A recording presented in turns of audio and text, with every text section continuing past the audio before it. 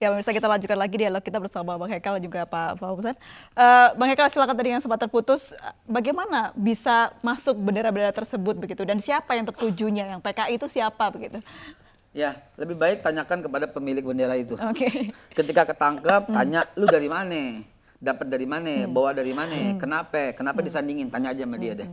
Sebab apa? Sebab kita jelasinnya mesti seperti apa. Ya. Siapa yang PKI? Gini ya. Kalau saya sering tulis di sosial media, waspadai. Gini ya. Awas ada anjing galak. Bukan berarti anjing galaknya di depan lu dong. Lagi ngumpet kali di sono, di sono, di sono. Nah, sering saya katakan waspadai munculnya neo PKI. Sering saya katakan itu. Itu saya dihujat, dibully sama semua orang. Banyak lah dari netizen gitu ya. Saya bilang, di mana? Tunjukin. Loh, bukan di mana tuh tunjukin. Kita mau waspadai kok. Gitu loh. Ada nggak tanda-tandanya? Ada. Gambar tempel. Banyak gambar tempel Palu Arit. Kemarin yang anak muda ketangkep helmnya Palu Arit. Terus yang di bandara pakai baju Palu Arit. Loh, banyak itu. Itu indikasi waspadai. Ya wajar dong kalau kita bilang waspadai begitu. Dan nggak pernah kita tuduh si A, PKI, si B, PKI. Kagak. Nggak ada. Baik. Gitu loh. Bang Hekal, kalau misalnya tadi Anda menjelaskan tidak mengetahui siapa yang membakar bendera PDIP tersebut dan juga hingga saat ini tidak diketahui siapa orangnya begitu. Berarti ini kecolongan ya? Betul aksi tersebut ada yang menyusupi menurut Anda? Ulang kali saya katakan, betul. Ini ada sebuah kecolongan, penyusup yang kita harus cari sama-sama. Gitu loh. Kita emang kehendaki itu? Ya enggak lah. Ya. Kita kehendakinya tenang, damai, Ya. tertib gitu loh. Sekali lagi, demo adalah pilihan terakhir. Kita pengennya dialog gitu loh. Baik. Kalau misalnya katakanlah aksi terus berlanjut, aksi yang dilakukan kader-kader PDI, karena tadi disebutkan juga mulai gelisah kader-kader yang di bawah. Apakah pihak dari 212 akan membantu atau mungkin malah apa hal yang akan dilakukan? Nah itu saya sebagai juru bicara PL212 belum bisa berbicara sebelum ada keputusan dari teman-teman. Ini apa yang mesti kita lakukan? Apakah mendamaikan? Apakah turut? Yuk kita gabung, ente pakai baju merah-merah, kita pakai baju putih-putih, kita cari yuk. Itu barang siapa tahu juga, sebenarnya kita belum tahu. Itu belum tahu. Itu diputuskan oleh teman-teman nanti rame-rame gitu. Merasa tercoreng tidak sih nama 212 akan hal ini? Oh iya. Sejujurnya kami katakan ini merasa tercoreng. Kenapa? Karena 212 yang tercetus itu selama ini demonya tertib, damai, akur, tidak ada pembakaran, tidak ada sampah. Bahkan fakta menunjukkan yang dikatakan demo berjilid-jilid itu, ya demo berjilid-jilid toh karena umpamanya aspirasi kita belum tersampaikan gitu kan, sehingga terjadilah demo 411.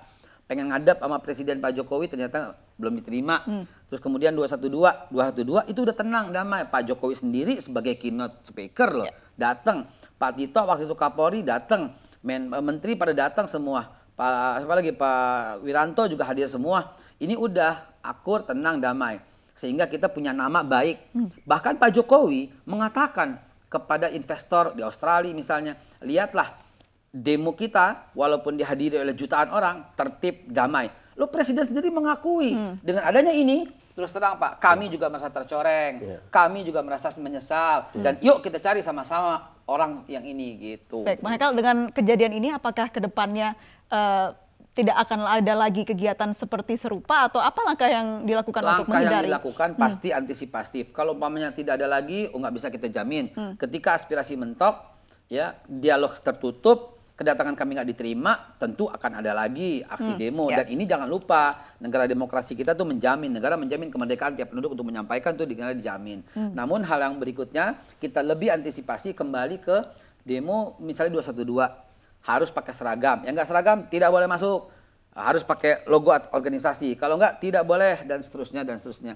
Dan laporan di jalan kami menerima laporan ada beberapa gitu ya elemen yang bawa bambu, bawa apa itu sempat diamankan dengan seragam yang bukan seragam malah dengan busana yang apa ya sangat mengkhawatirkan gitu ya, dengan baju yang compang-camping, dengan celana yang bolong, dengan rambut yang sepertinya berwarna coklat tanah. Dalam gitu arti lain ada masa tersebut yang mengikuti aksi kemarin begitu ya? Ya kemarin di jembatan itu ada ada teman-teman yang lihat gitu. Kebetulan saya nggak hadir. Kebetulan saya nggak hadir, ada acara tertentu, jadi saya nggak bisa hadir dan saya nggak bisa menyaksikan cuma mendapat laporan dari teman-teman saja. Baik, baik. Pak Fauzan, mendengar tadi banyaknya kekhawatiran atau kegelisahan dari kader paling bawah PDIP sendiri.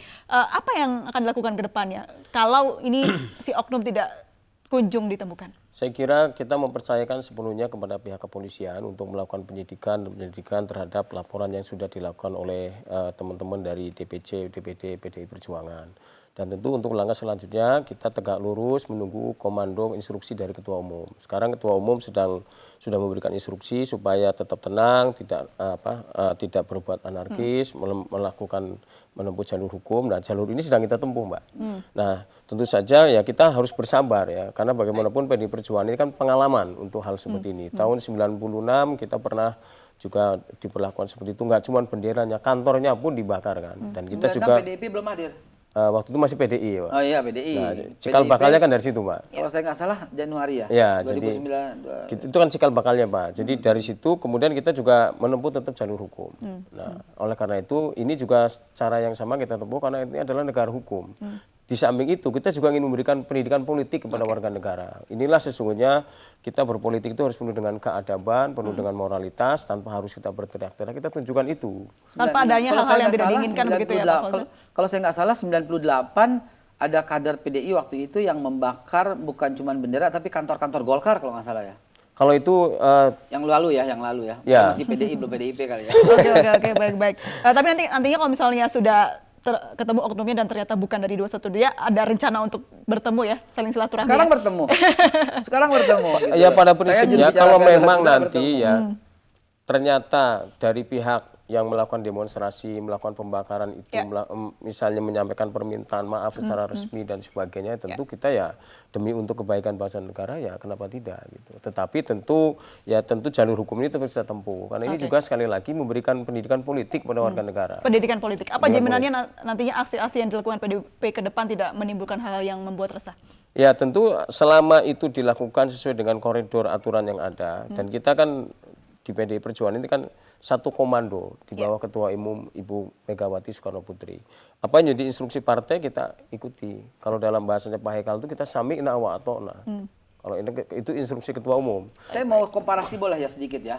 Komparasi dengan pembakaran bendera La ilaha illallah. Yang waktu terjadi di Garut waktu itu. Sedikit komparasi. Hari itu juga saya langsung berangkat ke Garut. Saya sendiri langsung berangkat ke Garut dan kemudian saya sendiri datang menghadap ke polisi. Pak, ini masyarakat resah banget. Dan saya ingin cari siapa orangnya. Ternyata polisi dalam waktu 1x24 jam mampu mencari.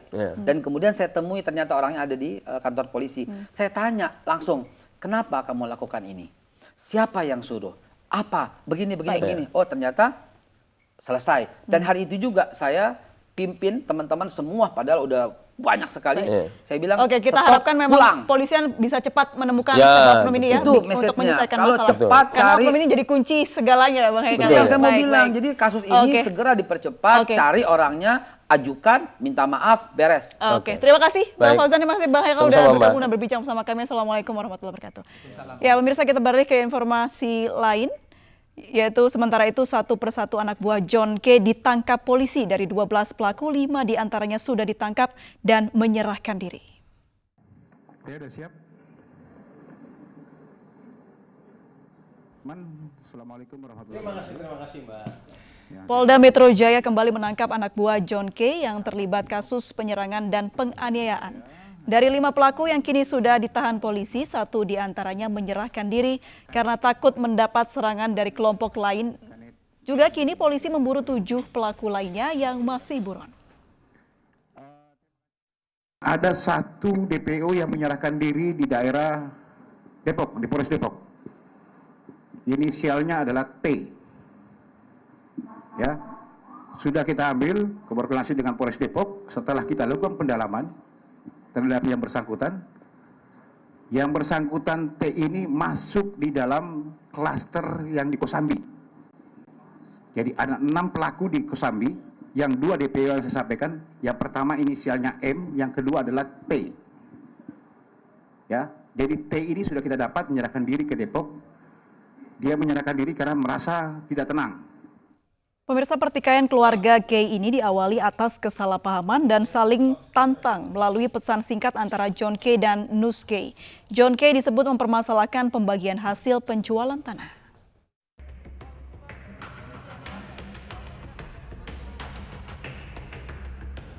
Ditangkapnya John K. dan puluhan anak buahnya dilatar belakangi oleh penembakan di perumahan Green Lake City, Tangerang, Banten dan pembacokan di Duri Kosambi, Cengkareng, Jakarta Barat. Akibat peristiwa ini, satu orang berinisial YDR alias ER meninggal dunia. Menurut Nus K, kasus dipicu soal pembagian hasil penjualan tanah di Ambon. Namun ia menganggap masalah sudah selesai dengan John K. Cuma masalah sipil, masalah yang sudah selesai. Yang kemarin dijelasin sama Kapolda itu benar itu. Tapi sudah selesai masalah di Ambon sana sudah selesai. Cuma mungkin beliau tidak sabar untuk menanti masalah di sana. Di Ambon sana kan lihat urusan sama birokrasi itu. Sebelumnya, pada pertengahan Desember tahun lalu, John K. bebas bersyarat dari Lapas Nusa Kambangan, Cilacap, Jawa Tengah.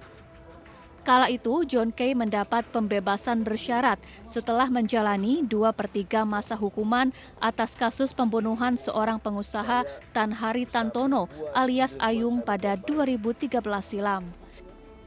John K. pun berjanji akan meninggalkan dunia hitam dan akan lebih mendalami agama. Hari ini pula saya merasa begitu bahagia dan kebebasan hari ini, dan mungkin setelah saya bebas dan saya kembali hidup bersama keluarga saya, mungkin kehidupan saya yang lama saya tinggalkan, semua kehidupan saya yang lama. Amin. Dan kehidupan yang baru sudah datang, itulah yang saya akan menuju ke depan. Dengan pembebasan bersyarat ini, John K. harus menjaga sikap setelah keluar dari penjara. Jika kembali berbuat kriminal, maka ia akan kembali menjadi pesakitan. Tim Liputan iNews melaporkan. Sementara itu, seorang dukun di Cipayung, Depok, Jawa Barat ditangkap polisi karena mencabuli wanita. Pria yang bekerja sebagai kuli bangunan mencabuli 4 wanita dengan modus mandi kembang.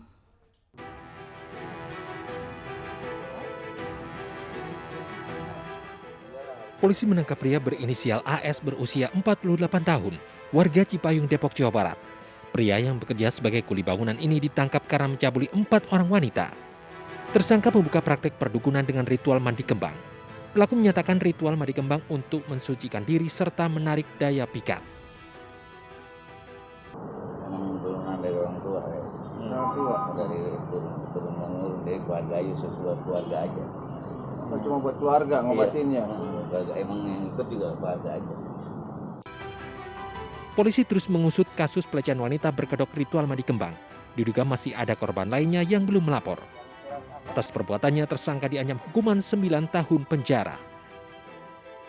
Dari Depok, Jawa Barat, Iyung Rizky, iNews melaporkan. Baik, selengkapnya terkait pelecehan seksual berkedok mandi kembang sudah bergabung bersama kami Kompol Wadi Sabani, Kasat Reskrim Polres Metro Depok. Pak Wadi, selamat sore. Selamat sore, Mbak. Baik, Pak, bagaimana penyelidikan terkait pelecehan seksual berkedok mandi kembang ini? Ya, untuk proses penyidikan terhadap kasus tersebut sampai saat ini masih berjalan. Untuk tersangka juga sudah kita tahan di Polres Metro Depok ini, Mbak. Baik, berapa saksi yang sudah diperiksa, Pak? Untuk saksi korban sendiri yaitu 4 orang dan juga saksi-saksi lainnya yang mengetahui terhadap kejadian tersebut kita sudah periksa, Mbak. Bagaimana sih, Pak, sebenarnya modus yang dilakukan oleh pelaku? Untuk modus dari pelaku, para korban ini ketika melaksanakan ritual yang memang dipercaya atau yang sudah biasa atau menjadi tradisi dari keluarga besar tersebut dilaksanakan, yaitu di antara waktu malam-malam Jumat seminggu sekali. Pada saat itu bersamaan dengan mandi kembang itulah pelaku memanfaatkan momen mandi kembang itu dan melakukan tindak cabul tersebut terhadap para korban, Mbak.